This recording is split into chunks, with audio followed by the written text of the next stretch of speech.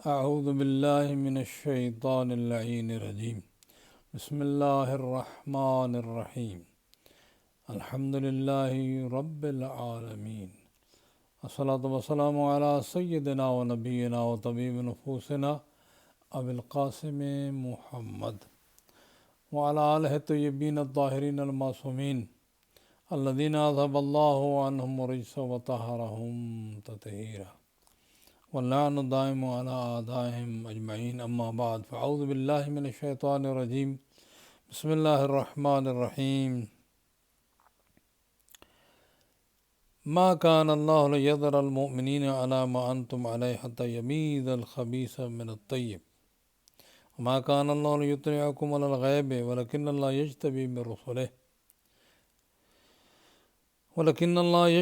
رسله من يشاء فآمنوا بالله ورسله وإن تؤمنوا وتتقوا فلكم أجر عظيم ولا يحسبن الذين يبخلون بما آتاهم الله من فضله هو خير لهم بل هو شر لهم سيطوقون ما بخلوا به يوم القيامة ولله ميراث السماوات والأرض والله بما تعملون خبير صدق اللہ مولانا العظیم وصدق رسولنا الکریم ونحن علی ذلک من الشاہدین والشاکرین والحمد للہ رب العالمین۔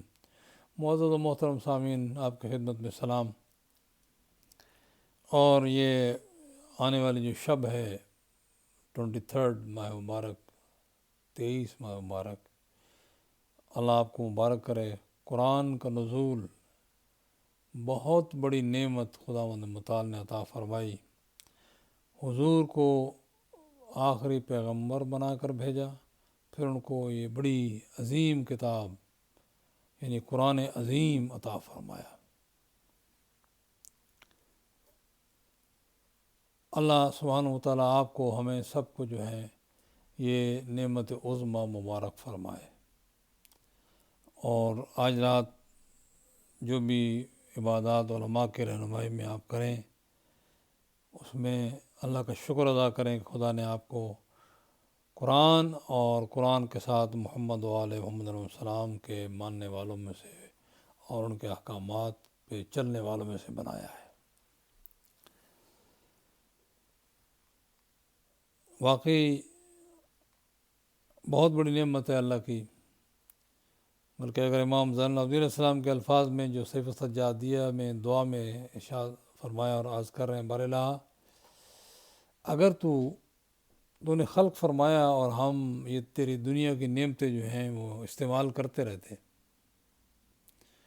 اور تو شکریہ کا، میں اپنے الفاظ میں ادا کر رہا ہوں، رہنمائی نہ فرماتا کہ تیرا شکریہ کیسے ادا کرنا ہے، تو یا اللہ ہم تو چوپایوں سے بھی بدتر ہوتے۔ پھر انسان وہی انسان ہے جو محسن کے احسان کو سمجھے، اس کا شکریہ ادا کرے۔ رب کائنات کی ساری نعمتیں اپنی طرف اسی کی طرف سے ہیں، اور لیکن نعمت ہدایت جو ہے جس میں اس نے ہدایت فرمائی ہے کہ مجھ سے بات کیسے کرو، میرے سامنے کیسے آؤ، کیسے سوچو میرے متعلق، یہ نہ ہوتی تو باقی میرے آقا کے فرمان کے مطابق ہم چوپائے سے بھی بدتر ہوتے۔ وہ لوگ جو رب کریم کو شکریہ نہیں ادا کرتے ان نعمتوں پر، وہ لوگ جو اس طریقے سے شکریہ نہیں ادا کرتے جس طریقے سے رب کریم نے ائمہ ہدیٰ کے ذریعے بتایا ہے، اللہ معاف کرے، وہ چوپایوں سے بدتر ہیں۔ قرآن مجید نے یہ بات بتائی ہے، اولئک کالانعام بل ھم اضل سبیلا۔ اللہ معاف کرے، اللہ نے ہمیں اشرف المخلوقات پیدا کیا ہے، چوپایوں سے بہرحال تمام مخلوقات افضل بنایا ہے۔ اس افضل ہونے کا جو اصل وہ چیز ہے وہ یہی ہے کہ ہم محسن کریم رب العالمین کا شکریہ ادا کریں۔ اس نے قرآن سے ہدایت دی، محمد و آل محمد علیہ السلام جیسے، آل محمد علیہ السلام جیسے معلم عطا فرمائے۔ ہم جو اپنے آپ کو کہتے ہیں کہ شیعہ علی ہیں، ہم تو بہت زیادہ شکر گزار ہونے چاہیے رب العالمین کے۔ ایک تو قرآن مجید ہمارے ہاتھ میں ہے، دوسرا محمد و آل محمد علیہ السلام کا دامن ہمارے ہاتھ میں ہے۔ ہم قرآن کی جو تفسیر لیتے ہیں پیغمبر کے بعد، اور پیغمبر کی سنن جس سے معلوم کرتے ہیں وہ یہی آل محمد ہے علیہ السلام، جو 250 سال تک تقریباً اس امت میں رہے، یعنی 12ویں امام کی غیبت کبریٰ غیبت صغریٰ میں جانے سے پہلے امام حسن عسکری علیہ السلام کے ٹائم تک 250 سال تقریباً امت میں رہے۔ دیگر امتوں نے، اب معاف کرے اللہ ہر ایک کو، جو احادیث جمع کی اس میں آپ گن سکتے ہیں انگلیوں پر جو صرف مولا علی علیہ السلام سے لی گئی، یعنی انہوں نے مکمل اہل بیت سے بائیکاٹ رکھا اور اہل بیت سے احادیث رسول نہیں لی۔ اس لیے بہت اس وقت مشکل میں انسانیت جو ہے، مسلمان جو ہیں ان کے اختلاف، ان کے اپنے اختلافات کی وجہ سے ہیں، لیکن ہم اللہ کا شکر ادا کرتے ہیں کہ ہمیں محمد علیہ السلام نے وہ باتیں جو اللہ کا مقصود تھا وہ بتائیں، اور یہ معلم قرآن بن کر آئے۔ دونوں باتیں، آج رات جو ہے وہ شکریہ کی رات ہے، اور قرآن مجید کے خصوصاً عطا اور محمد علیہ السلام کی رہنمائی، یہ دونوں ہمارے لیے بہت بڑی نعمتیں اللہ سبحانہ و تعالیٰ کی۔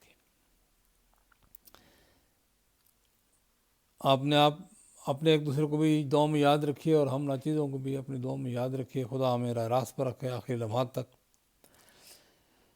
اس میں ان آیات میں جو 179 تقریباً بنتی ہے، 179 اور 180 جو میں نے تلاوت کی ہے، بلکہ تھوڑا سا آگے بھی چلوں گا، شاید آج صرف ترجمے پر ہی اکتفا ہو، لیکن ظاہر ہے کہ دل نہیں کرتا کہ ان آیات کو نظر انداز کیا جائے۔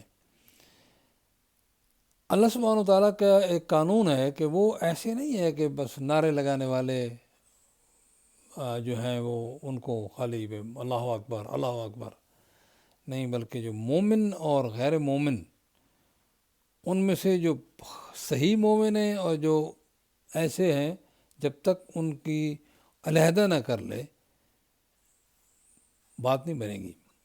اللہ نہیں چھوڑے گا، وما کان لیذر المؤمنین، اللہ مومنین کو نہیں چھوڑے گا اس بات پر کہ علی ما انتم علیہ، تم جس پر بھی ہو، حتی یمیز الخبیث من الطیب۔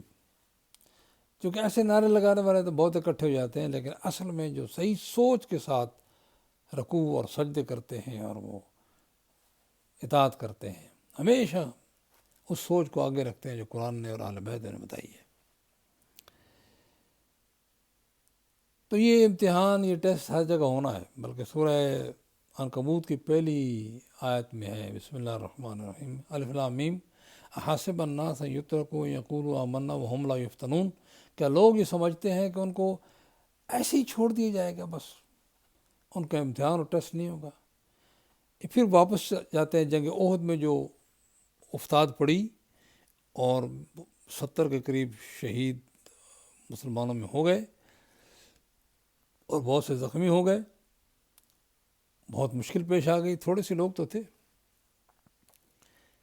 تو قرآن مجید نے یہی بہت سی باتیں سمجھاتے یہاں تک بھی سمجھایا کہ بھئی یہ نہ سمجھو کہ بس تم کلمہ پڑھ لیا تو تمہارا ٹیسٹ اور امتحان نہیں ہوگا، نہیں، تمہارا یہ سلسلہ امتحان کا اور ٹیسٹ کا تمہارا جاری رہے گا۔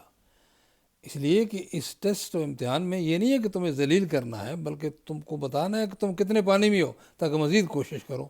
آج کل بھی جو امتحانات ہوتے ہیں اسکولوں میں، کالجز میں، یونیورسٹیز میں، وہ اس لیے نہیں ہوتے کہ اس بندے کو خار کیا جائے، بلکہ اس لیے ہوتے ہیں تاکہ مزید کوشش کرے اور آگے بڑھے۔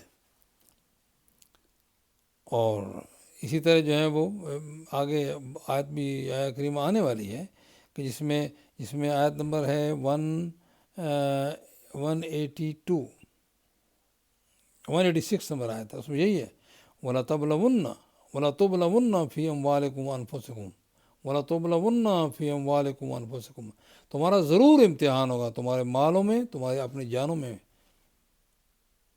امتحان ہوگا۔ اور ایک اور بھی امتحان کا بتایا اس میں، وہ ابھی آگے چل کر بتاؤں گا، وَلَتَسْمَعُنَّ مِنَ الَّذِينَ أُوتُوا الْكِتَابَ مِنْ قَبْلِكُمْ وَمِنَ الَّذِينَ أَشْرَكُوا أَذًى كَثِيرًا۔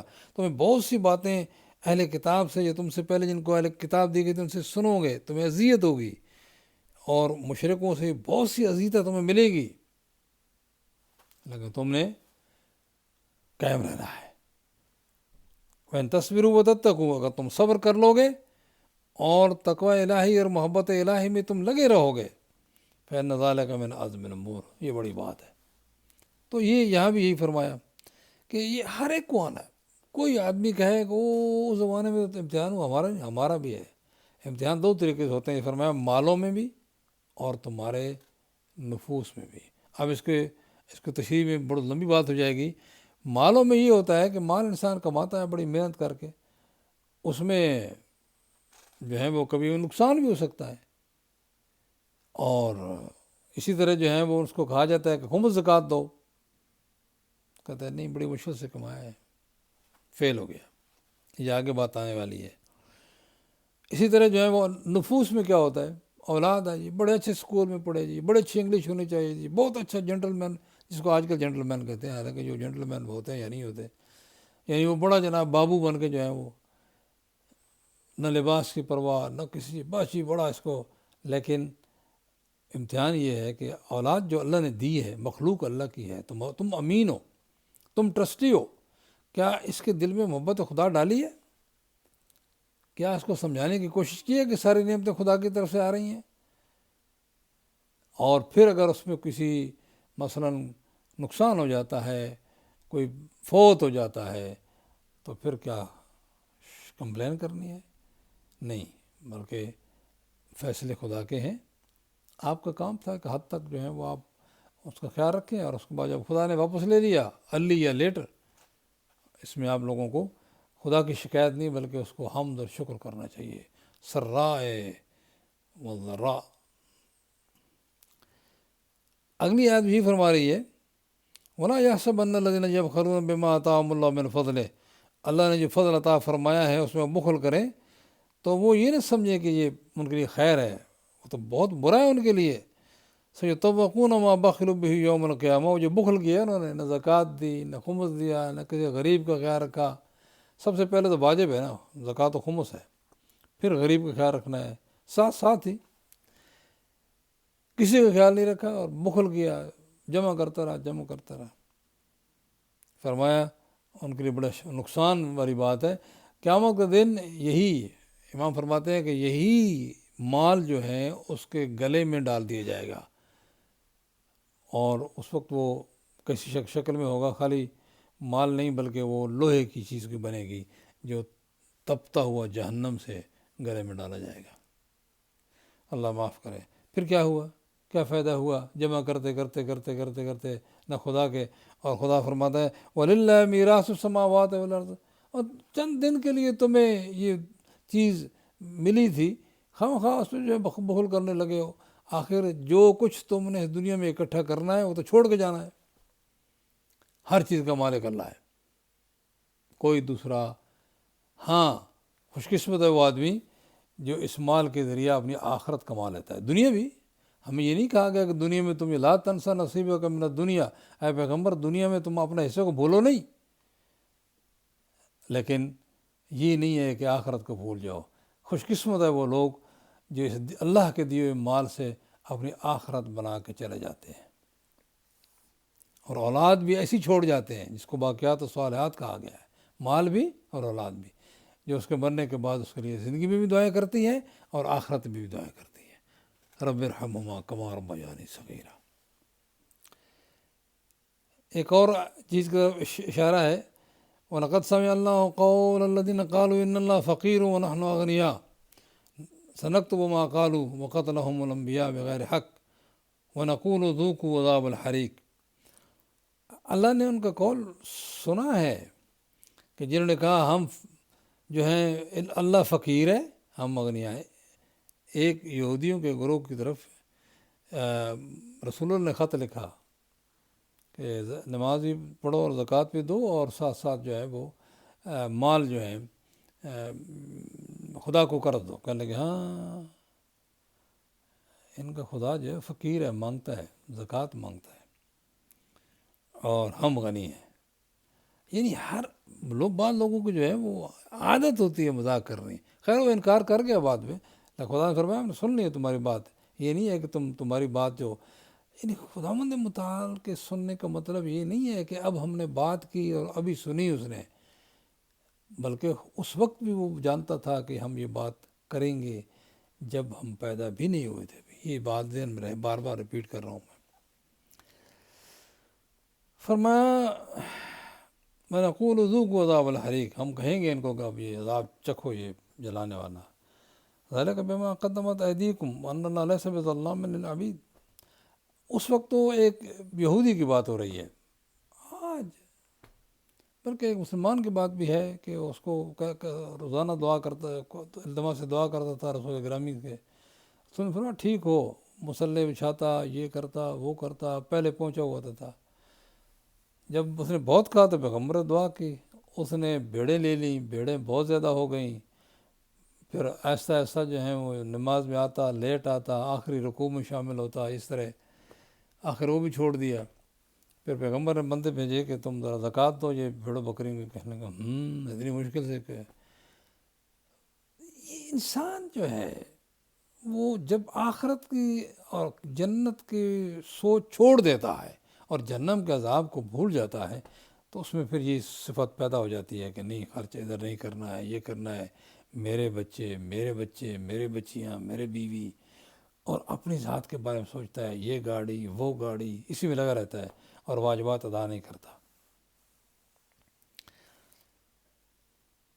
تو یہ اس کے لیے مشکل بن جائے گی. کوئی بھی کرے, اس کا تعلق یہودی سے نہیں ہے, مسلمانوں سے بھی ہے. ظاہر ہے کہ ہم نے اسے حاصل کرنا ہے سبق. اس وقت تو قرآن ہمارے لیے, خصوصاً قرآن ہمارے لیے.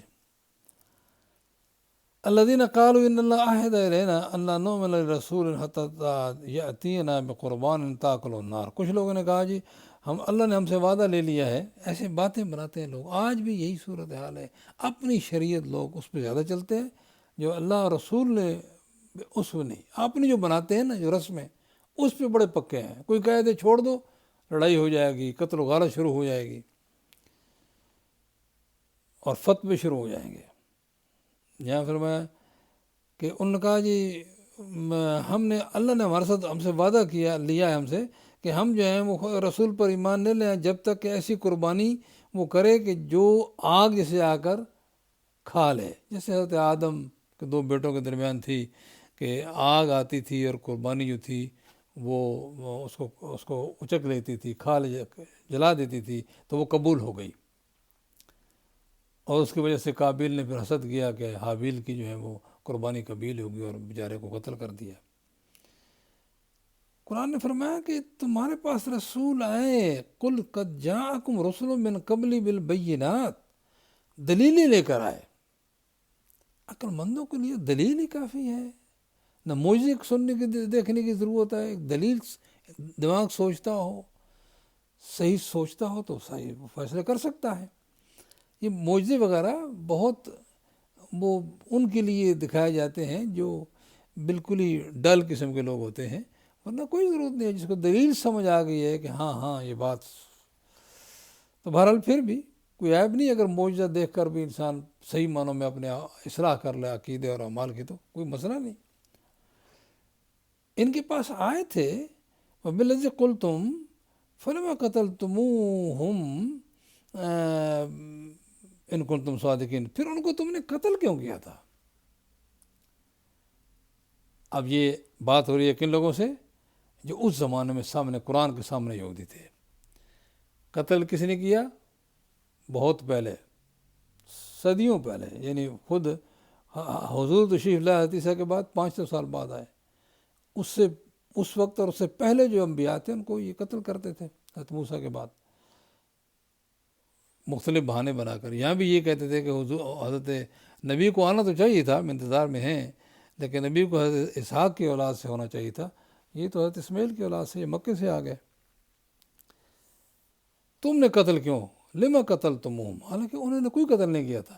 حضرت گرامی ذرا سوچ سمجھ کے, کسی پارٹی میں شریک ہونا ہے, کسی کی حمایت کرنی ہے, کسی کی مخالفت کرنی ہے, یا کچھ بھی ہے, سوچ سمجھ کے, اس لیے کہ آدمی اس کے گناہوں میں شریک ہو جاتا ہے. حالانکہ انہوں نے قتل نہیں کیا تھا. اس وقت کسی نبی کو ان یہودی نے قتل نہیں کیا تھا, لیکن چونکہ انہوں اپنے آباء و اجداد کے کاموں پر راضی تھے, اس لیے قرآن نے ان کو اس میں شریک جانا. آج جو آدمی جنہوں نے حضور کے زمانے سے لے کر آج تک کسی نے کوئی غلط کام کیا ہے, اس میں اگر کوئی راضی ہوتا ہے ہاں ٹھیک کیا ہے, اس کے ظلم میں زیادتی میں شریک ہے، اسی طرح نیکی میں بھی شریک ہے۔ تو بہرحال جیسے میں نے ایک مرتبہ بیان کیا تھا کہ جنگ جمل کے بعد مولا علی صاحب خدمت میں ایک آدمی آتا ہے، وہ کہتا ہے یا مولا، یہ نہج البلاغہ میں بات موجود ہے، اگر آج میرا بھائی زندہ ہوتا تو آج بڑا خوش ہوتا آپ کی فتح کو جناب دیکھ کر۔ یہ جنگ جمل جو ہوئی تھی حضرت عائشہ کی فوجوں اور حضرت علی کی فوجوں کے درمیان بصرہ میں ہوئی تھی، تو خوش ہوتا آج، فرمایا خوش ہوتا، واقعی ہاں خوش ہوتا، فرمایا کہ وہ ہمارے ساتھ تھا اس جنگ میں، مجاہدین کے ساتھ تھا، اس کو اتنا اجر ملے گا جتنا میرے ساتھ جو مجاہدین ان کو ملے گا۔ اللہ، صرف نیت۔ اور پھر فرمایا اگلا جملہ، فرمایا کہ بعد میں آنے والی نسلیں وہ بھی جب خوش ہوں گی تو ان کو بھی اتنا اجر ملے گا جتنا جو ہے وہ، کس قدر ایک مشکل صورتحال بھی ہے کہ انسان فیصلہ کرتے ہوئے کبھی جلدی میں سوچتا نہیں، فلاں پارٹی میں تو خواہ مخواہ ڈیفینڈ میں لگا جائے، چوروں ڈاکوؤں کو ڈیفینڈ کرتا ہے، ضمیر نہیں بولتی کہ بولے ضمیر۔ تو مطلب کہنے کہ یہ ہے کہ وہ ان کے خواہ مخواہ جس میں کوئی حصہ ہی نہیں لیا اس جرم میں بھی شامل ہو جاتا ہے، جی میرا رشتہ دار ہے جی، فلاں ہے جی، اس لیے مجھے ضرور حمایت کرنی ہے، لا حول ولا قوت الا باللہ۔ کیوں؟ غلط ہے تو غلط ہے۔ فین کذبوک فقد کذب رسل من قبل کا جاؤ بالبینات والزبر والکتاب المنیر۔ پیغمبر اگر تجھے جھٹلاتے ہیں تو مسئلہ نہیں ہے، انہوں نے پہلے بھی رسولوں کو جھٹلایا جو تجھ سے پہلے آئے، بڑی نشانیاں دلیلیں لے کر آئے، کتاب منیر لے کر آئے، تو بھی انہوں نے جھٹلایا ہے۔ یہ سن لیں، کل نفس ذائقۃ الموت، ہر ایک نے مرنا ہے، اور مرنے کے بعد جو صورتحال ہے اس کو سن لیں، وَإِنَّمَا تُوَفَّوْنَ أُجُورَكُمْ يَوْمَ الْقِيَامَةِ، اس دن تمہیں پورا حساب دے دیا جائے گا، پورا۔ فَمَنْ زُحْزِحَ عَنِ النَّارِ، جس کو آگ سے دور کر دیا گیا، وَأُدْخِلَ الْجَنَّةَ، جنت میں داخل کر دیا گیا، فقد فاز، وہی آدمی کامیاب ہے۔ یہاں مال بنانے والا، مکانات پہ مکانات بنانے والا، گاڑیوں پہ گاڑیوں خریدنے والا، اور اسی طرح جو فخر و مباحات کے ساتھ چلنے والا، وہ چھوڑ کے چلا جائے گا۔ وہاں پتہ چلے گا جب وہ جس کو جہنم سے دور کر دیا گیا اور جنت میں داخل کر دیا گیا، وہی کامیاب ہے۔ یا اللہ ہم ناچیزوں کو بھی یہ کامیابی عطا فرمائے۔ وَمَا الْحَيَاةُ الدُّنْيَا إِلَّا مَتَاعُ الْغُرُورِ، اسٹل بات وہی سمجھا رہا ہے قرآن مجید مسلمانوں کو کہ دنیا کی یہ زندگی ہے دھوکہ ہے۔ وَمَا الْحَيَاةُ الدُّنْيَا إِلَّا مَتَاعُ الْغُرُورِ، دھوکہ۔ ایک بوٹل ملک کے پیچھے، ریور آف ملک کو آدمی بھول جائے اور مفت میں ملیں گے، وہ صرف کوشش کرنی ہے کہ یہاں صحیح طریقے سے جو ہے وہ کھانا پینا اور جینا ہے، اور رب کریم کی ہدایت کے مطابق جینا ہے، مسئلہ نہیں ہے۔ وہ آ گئی ہے لَتُبْلَوُنَّ فِي أَمْوَالِكُمْ وَأَنفُسِكُمْ، تمہارا ٹیسٹ ہو رہا ہے، یہ مال جو ملا ہے ایسے نہیں کہ تم بڑے پیارے ہو، تمہارا چہرہ بڑا خوبصورت ہے، نہیں، بلکہ یہ امتحان ہے تمہارا۔ وَأَنفُسِكُمْ وَلَتَسْمَعُنَّ مِنَ الَّذِينَ أُوتُوا الْكِتَابَ مِنْ قَبْلِكُمْ، تم سے پہلے جو اہل کتاب ہیں ان سے تمہیں بہت کچھ سننا پڑے گا۔ وَمِنَ الَّذِينَ أَشْرَكُوا أَذًى كَثِيرًا، تمہیں بہت سی اذیتیں ان سے مل سکتی ہیں، لیکن وَإِن تَصْبِرُوا وَتَتَّقُوا فَإِنَّ ذَلِكَ مِنْ عَزْمِ الْأُمُورِ، اگر تم صبر کر لیتے ہو اور تقوی الہی اختیار کرتے ہو، یعنی اللہ کی محبت دل سے نہ جائے، اور اسی راستے پہ چلتے ہو جو اللہ نے دکھایا ہے، تو یہ بہت بڑی بات ہے۔ اس کے بعد فرمایا، یہ بات ذرا تھوڑا سا جو ہے نا وہ، وَإِذَا أَخَذَ اللَّهُ مِيثَاقَ الَّذِينَ أُوتُوا الْكِتَابَ لَتُبَيِّنُنَّهُ لِلنَّاسِ وَلَا تَكْتُمُونَهُ، اللہ نے وعدہ لیا تھا کہ تم اہل کتاب سے کہ تم ان باتوں کو جو حق ہے وہ بیان کرو گے اور چھپاؤ گے نہیں، لیکن انہوں نے کیا کیا، فَنَبَذُوهُ وَرَاءَ ظُهُورِهِمْ وَاشْتَرَوْا بِهِ ثَمَنًا قَلِيلًا، تھوڑے سے پیسے کے لیے انہوں نے ان باتوں کو جو حق تھا اس کو پیچھے ڈال دیا۔ فَبِئْسَ مَا يَشْتَرُونَ۔ اللہ اکبر۔ لا تحسبن الذين يفرحون بما أتوا ويحبون أن يحمدوا بما لم يفعلوا فلا تحسبنهم بمفازة من العذاب ولهم عذاب علیم۔ یہ بات بڑی، اس میں خصوصاً علماء انوال تھے وہاں، کہ توڑ موڑ کر بات کو پیش کرنا، تحریف کرنا، اصل بات کو پیش نہ کرنا۔ پیغمبر کو نشانیوں کو جانتے بھی تھے، لیکن پھر بھی وہ ادھر ادھر کی باتیں کر کے کوشش کرتے تھے لوگوں کو دور رکھیں۔ پیغمبر نے فرمایا مسلمانوں میں بھی جو صاحب